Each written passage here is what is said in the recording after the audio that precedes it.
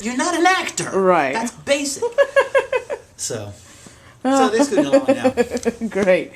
So, I love this kind of stuff. So, Michael, I need to stand up because I'm short.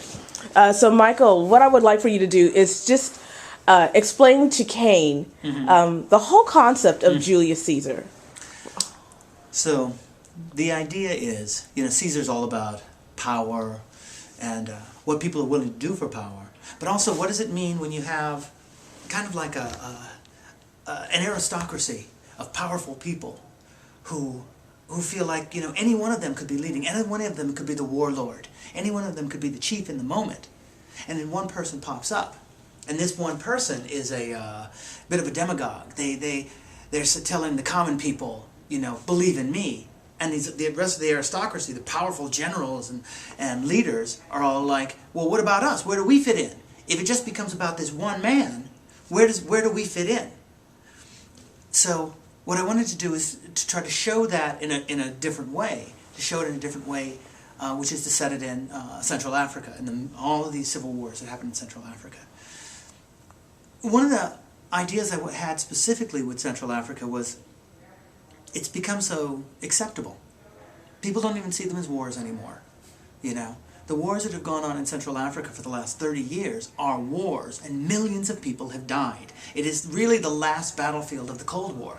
In the Cold War, people will say, oh, nobody died. No, Africa and South America is where the Cold War was fought. Just because people were dark didn't mean they weren't humans dying. Tens of millions of people died. And this war is still going on in Central America, South America, and in Africa. It's the remnants of the Cold War. And we've got all of these people, whatever colonel pops up that thinks they're speaking for the people now, and somebody else pops up, you have an election, and someone says, no, that didn't count. They're still fighting our wars with our weapons, and weapons from the ex-Soviet Union, And so they're not validated as wars. People in the West don't see them as wars. They see them as just darkies fighting, and that's the way it is. It's like wars in Asia or anywhere else. It's just like that somehow it's inherent to the continent. It's inherent to the people. That of course they're fighting. Until we validate them, and this is a weird way to look at it, but it's my opinion, until they are validated as wars, then we will put some effort into stopping them. Then we will say, well, what are the real issues here? What are the, is it diamonds? Is it cobalt? Is it, the rare earth metals? What are you really fighting about? But all we do is send in peacekeepers. But when there was the civil wars happening in Ireland, the United States sent senators over there, to talk to both sides, to talk to the English, to talk to the Irish. We've got to finish this.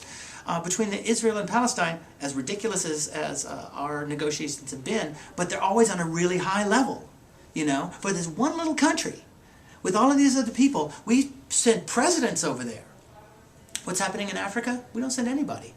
The best we do is we'll say, oh, the French will send in some peacekeepers. And the United States will send some mosquito nets. And that's it. Where are the senators? Where's the vice president that's going to go over there and care about those people? Because we don't see them as wars. We see them as just weird tribal fights. And these are wars. And we need to accept them as wars and do what we can to stop them. Great.